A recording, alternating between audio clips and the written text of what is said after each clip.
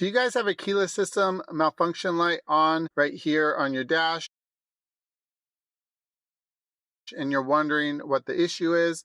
Let me go over some of the common problems for it and then what my problem was and what I did to solve it. So the first thing to check, simple, check to make sure that you have a good battery in your key fob, especially if it's been a year plus since it's been changed. I do have a video on my channel on how to swap these out.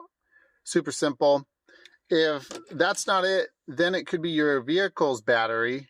You can test that with just a simple multimeter like this. When the vehicle's not running, you want it to be at about 12.6 to 12.7 volts for a fully charged battery. With a running vehicle, you want that to be over 13.5 volts. Anything less and you're not at 100%. I don't know what the voltage would be that it would trigger that. However, I do have a friend that has a different make vehicle, not a Mazda, but they had the same light come on. And for them, the problem was a low voltage car battery. So they swapped that out and problem solved. If those two things don't do it, a fairly common problem if you've been in an accident or had any work done at a body shop or really any shop, and then the problem started immediately following that, check to make sure that they plugged in all of the keyless system antennas. There should be about 3 of them on most cars. One of them is going to be right behind the start button here. One is going to be in the rear liftgate area. In fact, if you crawl under there, just under the rear bumper and look up, you can see it up there. And then on this vehicle, I believe the third one is on the driver's side back by the third row. It'll vary slightly on each model vehicle. Some of them I think are near the center console, but anyway, so one of those could be the problem, especially if you recently had body work done. If it's none of those things, you very well may have to take it to a dealer to have it diagnosed. That's most of the easy stuff that your average do-it-yourselfer could do.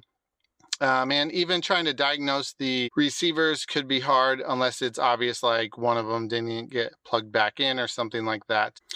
So now to my problem and what I had going on. Well, so I had that light show up one day just out of nowhere. The car ran and drove fine. In fact, everything functioned on the vehicle. The only thing was when the light was on, the little door buttons on the door handles did not work. So the keyless entry buttons did not work. But for me, the light came on and off intermittently. It would usually stay on for, several days or even a week plus at a time. And then one day it would randomly shut off, maybe stay off for a day or two, and then it would be back. When the light wasn't on, the little door handles worked fine. It was only when the light was on that the door handles would not work. So I took it to the dealer, guys, and they diagnosed it, and this was the problem. It was the passenger side door handle that had gone faulty. It was working intermittently, and that's why the light was coming on and off randomly on my dash. When the light wasn't on, these little buttons on here worked, both sides of the car.